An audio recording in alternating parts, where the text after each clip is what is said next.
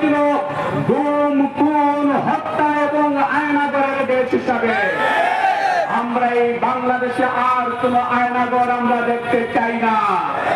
আমরা আর কোন আওয়ামী ফ্যাসিস্ট আমরা দেখতে চাই না। আজকে আওয়ামী লীগকে পুনর্বাসনের জন্য রিফাইন আওয়ামী লীগ, রিকন্ডিশন আওয়ামী লীগ হিসাবে চেষ্টা করা হচ্ছে। আওয়ামী লীগের মধ্যে কোনো ভালো আর রিফাইন আওয়ামী লীগ বলতে কিছু নাই। যারা আমাদের সন্তানের বুকে যারা গুলি চালিয়েছে, সেই আওয়ামী লীগের বিচার বাংলাদেশে করতে হবে। আওয়ামী লীগকে রিফাইন হিসাবে যারা পুনঃপ্রতিষ্ঠা করতে চান, তারা ভারতের দালাল। তাদের কোটার ভারতের মধ্যে কোনো পার্থক্য নেই। আবার তাদেরকে পুনর্বাসনের জন্য ইনিয়ে বিনিয়ে যারা কথা বলছেন, তারা মূলত বিগত 18 বছর আওয়ামী বিভিন্ন সুবিধা যারা ভোগ করে আজকে তাদের পক্ষে কথা বলছেন। আমরা তাদেরকে চিনি, তারা নুন খেয়ে গুণগান করছেন, অন্য কোন কারণে তারা গুণগান করছেন না। আজকে যারা আমাদের সন্তানদেরকে হত্যা করেছে, সেই সকল জালিমদের বিচার না হওয়া পর্যন্ত বাংলাদেশ জামাত ইসলামী এবং ইসলামী ছাত্র শিবিরের একজন কর্মী ঘুরে ফিরবে না ইনশাআল্লাহ। আমি উপস্থিতি, আজকে 17 বছর পর আমরা ঈদ করেছি শান্তি, স্বস্তি, নিরাপত্তার মাধ্যমে। এই জাতি আজকে ঈদ করেছে।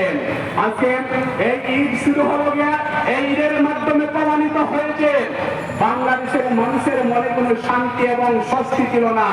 আজকে মন খুলে মিটিং করে করে আনন্দ করতে করতে প্রত্যেক অভিভাবক তার সন্তানদেরকে নিয়ে ঘরে ফিরেছে। সংগ্রামী উপস্থিতি, যারা 71কে সামনে নিয়েছে, যারা হলো আবার জঙ্গি নাটককে সামনে নিয়েছে, যারা আজকে বাংলাদেশের এই শান্তি এবং স্বস্তির পরিবেশকে যারা নষ্ট করতে চান, তারা হলো গিয়া তারা ভারতের পাঁচটা গোলাম। তাদের দলীয় কোনো পরিচয় বাংলাদেশের মানুষ গ্রহণ করবে না। আমরা বাংলাদেশে নির্বাচন চাই, নির্বাচন হতে হবে। নির্বাচন ছাড়া গণতন্ত্র পুনঃপ্রতিষ্ঠিত হবে না। আমাদের শুধুমাত্র একটা নির্বাচনের জন্য আমাদের 2000 সন্তান তাদের বুকের রক্তকে তারা ঝরিয়ে দেয় নাই। অসংখ্য মানুষ হাত পা উঠাইয়ে বন্ধুত্ব বরণ করে নাই কারো ক্ষমতার চেয়ারকে মজবুত করার জন্য। আমরা জীবন দিয়েছি, আমরা রক্ত দিয়েছি, আমরা প্রতিরোধ গড়ে তুলেছি একটা ফ্যাসিবাদ মুক্ত বাংলাদেশ করার জন্য, একটা চাঁদাবাজ মুক্ত বাংলাদেশ গঠন করার জন্য, একটা টেন্ডারবাজ মুক্ত বাংলাদেশ গঠন করার জন্য। বাংলাদেশ না গঠন হওয়া পর্যন্ত আমরা গড়ে ফিরবো না, আমরা গড়ে ফিরতে পারি না ইনশাআল্লাহ। সংগ্রামী উপস্থিতি, আসলে এই বাংলাদেশ গঠন করার জন্য ঐক্যবদ্ধ জাতি হিসাবে একটা সুদৃঢ় শক্তির বড় প্রয়োজন।